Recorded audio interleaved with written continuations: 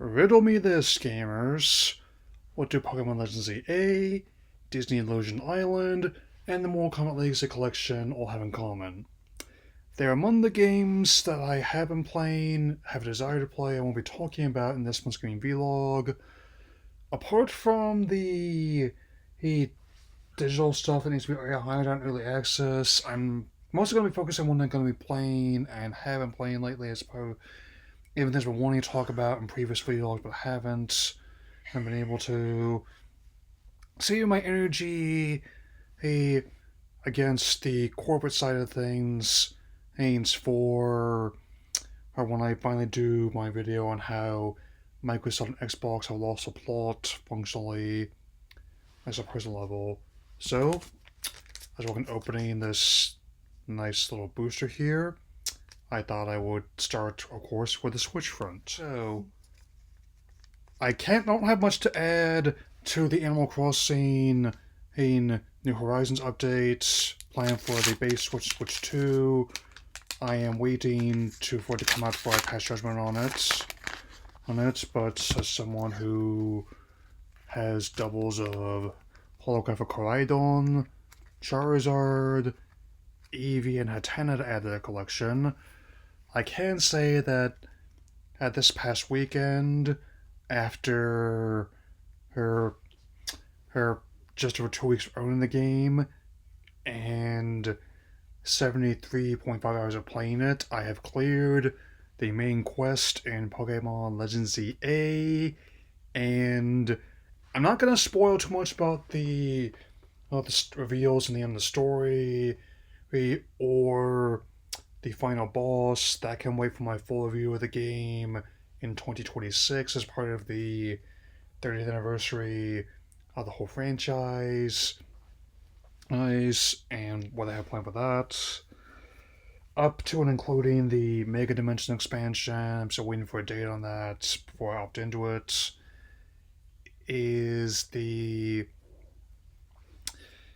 I was still found on the final boss actually a bit easier than the Rogue Mega Starmie.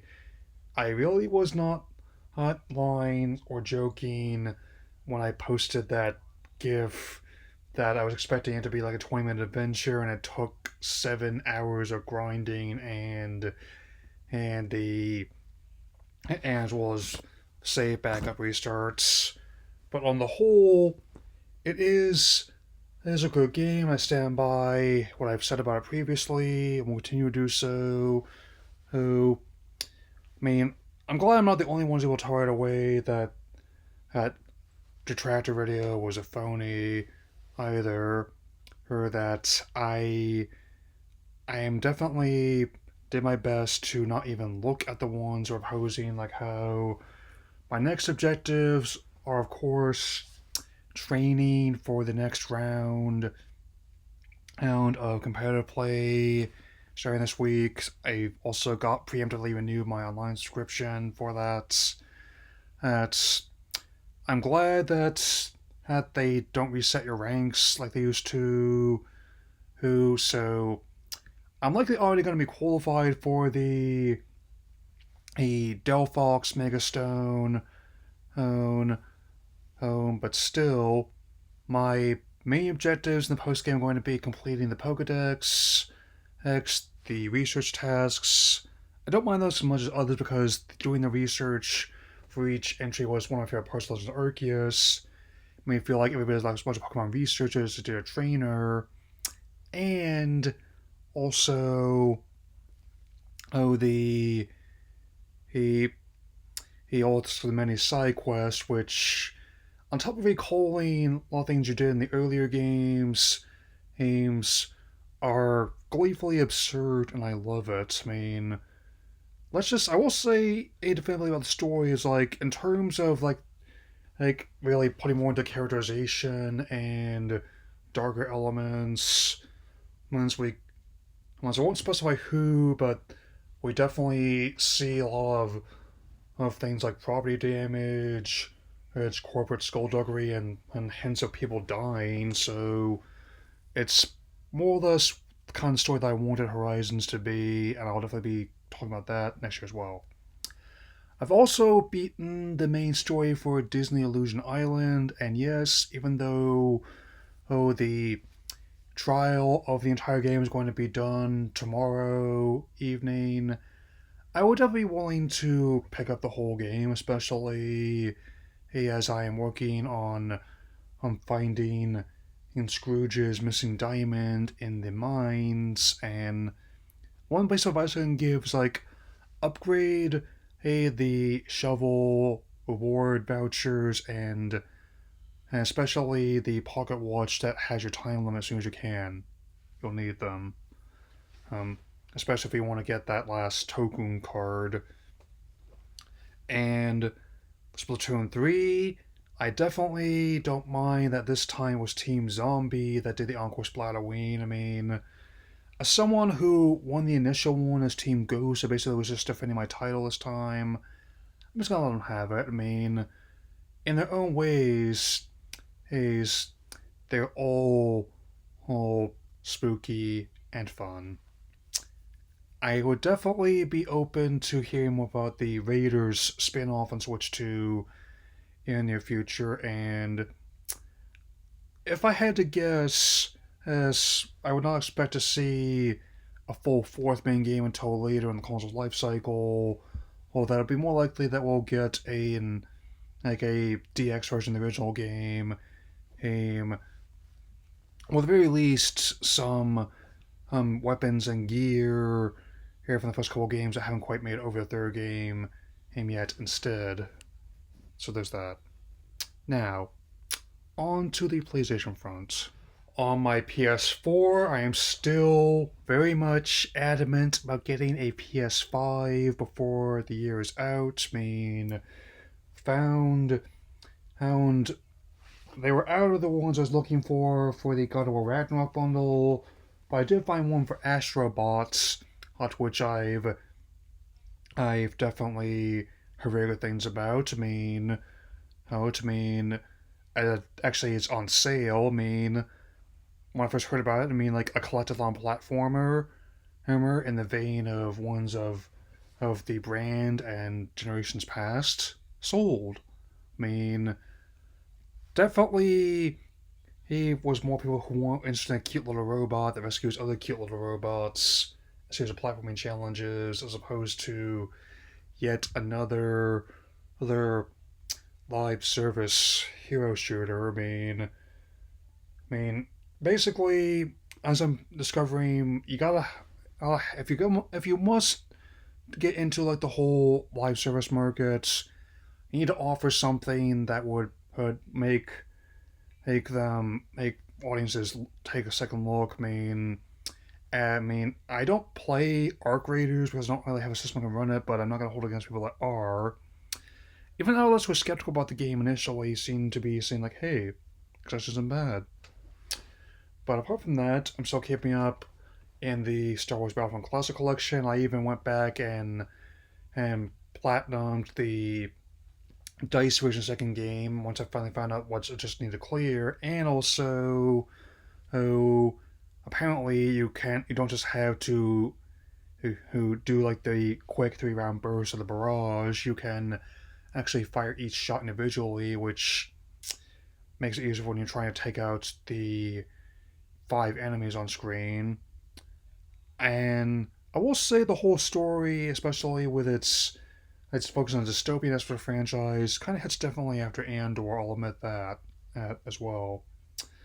Overwatch 2, finishing up the Halloween event. I mean, and you definitely saw me streaming in the a Junkenstein's Revenge, Wrath of the Bride admission where they're definitely like how they put a lot of characters turning the classic movie monsters, with Sombra being fittingly the bride. I mean, right? And definitely like the archetypes that come up with how where we have like my main one of my mains that was introduced in the sequel, Kiriko, is a fortune teller. Ash, I believe, is the bounty hunter. Her Sojourn, the detective, and the Jungle Queen appears to be the executioner, her who's all too eager to who behead someone who's crossed her. I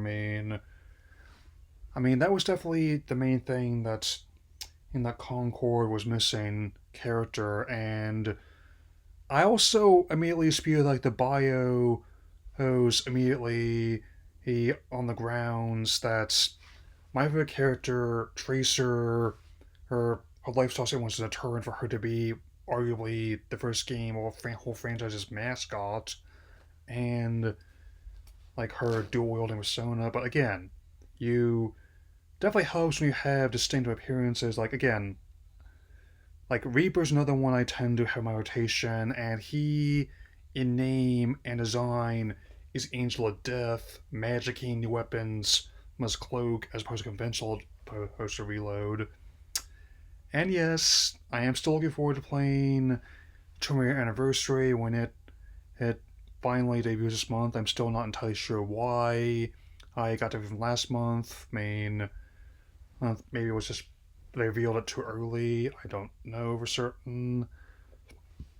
And same deal with the game I'm choosing as thumbnail, Soul Calibur 3, which is definitely something I really enjoy. The fighter balance is challenging but fun.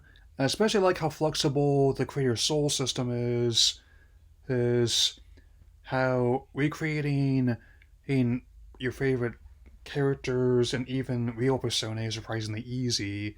He personally, especially it can be as simple as wanting to like do yourself version of He-Man with the the furry thong and everything, or to make your more elaborate character. Apparently the main reason they hasn't that it takes almost 7 is that they're waiting for someone to guide the project, Project Soul. They have the market there for it clearly. They have all the people that are able and willing to work on it. They just need someone to who take the helm and captain the ship, as it were. I know I've used this analogy a lot, as have others, but it fits. And of course, new month also means we have new PS Plus titles going live tomorrow, and I can definitely say that I'm willing to try them all. Especially we have the very humorous strategy game, the totally accurate battle simulator. Even though, like a lot of the ones in the simulator trend, we have games that end up being a bit more out there. Stray is also going to be back. I played it as a day one drop, and even though those articles that made a joke a little bit fiery, I must have missed them. I especially like how complex the physics are on the cat, and just the idea that people long since left the world, and leaving a lot of mechs as the dominant beings there, as well as other organic life. It reminds me a little bit of the one I used to watch called Life After People, where they don't really explain what happened to humanity, but it doesn't matter. Just the intent is to show what happened if humanity completely left this planet, which is honestly a concept that fascinates me sometimes. And last but definitely not least is EA Worldwide Race Club 24, which is going to be only on PS5, with the other two titles being on PS4 and 5. The main reason why I want to who get the system before the end of the year is because they're going to be scaling back the PS4 drops come January, and depending on who you talk to, sometimes individual games will see support on the PS4, or I'm also hearing reports that they might see support for the console entirely. I mean, admittedly, it did have a good run, but now that more and more people are finally able to get their hands on the PS5, the gap between and other consoles is closing. They are starting to match the pace of like the Wii of all systems at its peak. And I'm gonna be honest that I think the even with the going rate across the board, the idea of matching or beating the 100 million lifetime sales plus of that system is a lofty but plausible goal in my book. Anyway, I will see what I can do about getting tickets to Predator Badlands and Wicked for good later this month. I mean, I am still standing my ground and on the remake. I'm highly skeptical about the claims that it is both better than the original and the idea that it'll outgross the original in its opening weekend. When I'm gonna go on my gut and say that, while I like Lon Powell as an actor, fine. I don't think he has the same drawing power as Elphaba and Glinda, or even Nick Wilde and Judy Hopps for that matter. That'll be all for now, and I will see you all again very soon with one of my first trips in Disney Plus that celebrates a milestone. Just have to wait and see what it is, though. Oh, that'll be all for now. Take care.